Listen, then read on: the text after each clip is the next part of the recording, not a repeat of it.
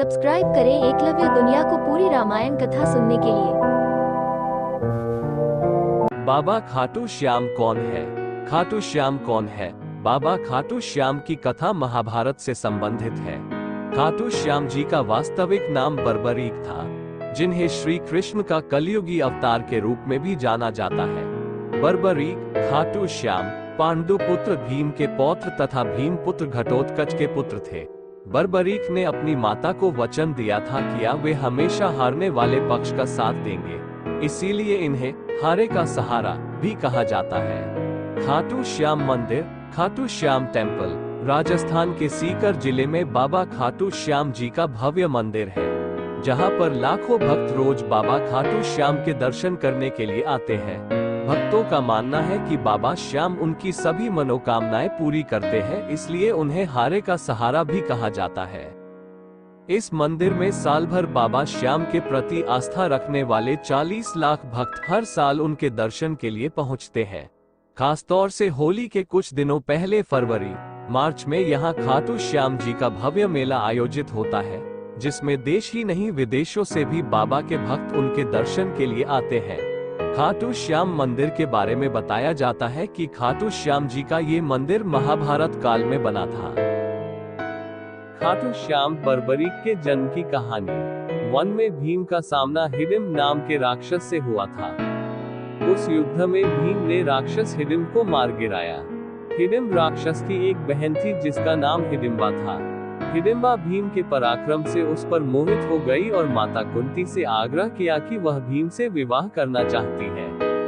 हिडिंबा ने कहा कि वह भीम को हमेशा अपने साथ नहीं रखेगी, केवल गर्भवती होने तक वह भीम को अपने साथ रखेगी और फिर उनके पास पहुंचा देगी। भीम और हिडिंबा का एक पुत्र पैदा हुआ जिसका नाम घटोत्कच था। घटोत्कच की मुलाकात अपने पिता भीम से तब हुई जब पांचों पांडव पत्नी द्रौपदी के साथ 12 वर्ष के वनवास पर निकले थे। भीम के पुत्र घटोत्कच का एक पुत्र हुआ जिसका नाम बर्बरीक रखा गया। बर्बरीक भीम तथा हिडिंबा का पौत्र था, इसलिए उसमें अपने दादा भीम का अपार बल तथा दादी हिडिंबा के मायावी गुण विद्यमान थे। बर्बरीक बालपन से ही चतुर, योग्य तथा जिज्ञासु था, इसलिए उसके पिता घटोत्कच बर्बरीक को श्री कृष्ण के पास ले गए। कृष्ण जी ने उसकी जिज्ञासा शांत करने के लिए उसे एक गुरु के पास शिक्षा प्राप्त करने के लिए भेजा। अंत में उनकी जिज्ञासा शांत करने के लिए उनके गुरु ने बर्बरीक को मां दुर्गा की तपस्या करने को कहा। बर्बरीक के 3 तीर। बर्बरीक ने कड़ी तपस्या करके मां दुर्गा को प्रसन्न किया और उनसे वरदान में 3 दिव्य तीर प्राप्त किए। ये तीनों तीर इतने अधिक शक्तिशाली थे जिनसे बड़े से बड़े युद्ध को पल भर में समाप्त किया जा सकता था। पहला तीर अपने अनगिनत लक्ष्य को भी चिन्हित कर सकता था। उसके बाद दूसरा तीर चिन्हित लक्ष्य पर सीधा वार करता तथा तीसरा तीर चलने पर वहां पर मौजूद हर वस्तु को नष्ट कर देता। बर्बरीक के 3 तीरों को बात सुनकर उनकी माता ने उनसे एक वचन मांगा था कि वह हमेशा कमजोर पक्ष का साथ देंगे। भगवान श्री कृष्ण बर्बरीक की शक्ति को जानते थे, इसलिए उन्हें पता था कि यदि बर्बरीक महाभारत के युद्ध में शामिल होगा तो उसके तीर सभी को नष्ट कर देंगे। जबकि महाभारत का युद्ध धर्म के लिए लड़ा जाना था। यही सोचकर श्री कृष्ण ने बर्बरीक से उसका सर देने के लिए कहा। श्री कृष्ण की बात का मान रखने के लिए बर्बरीक ने स्वयं अपनी तलवार से अपने सर को धड़ से अलग कर दिया और श्री कृष्ण को दे दिया।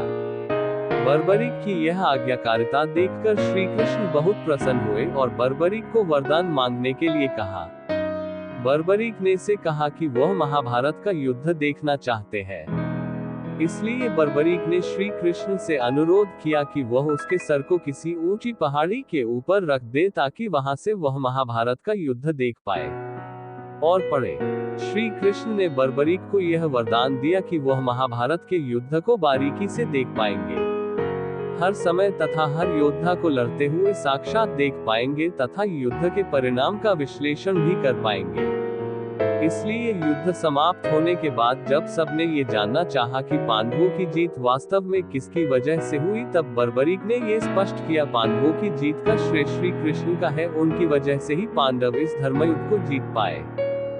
बर्बरिक की यह उत्तर सुनकर श्री कृष्ण उनकी सत्यनिष्ठा बहुत प्रसन्न हुए और भगवान श्री कृष्ण ने उन्हें वरदान दिया था कि खाटू श्याम जी कलयुग में उनके नाम श्याम के नाम से पूजे जाएंगे। इसीलिए कहा जाता है, हारे का सहारा बाबा श्याम हमारा, जय बाबा खाटू श्याम की।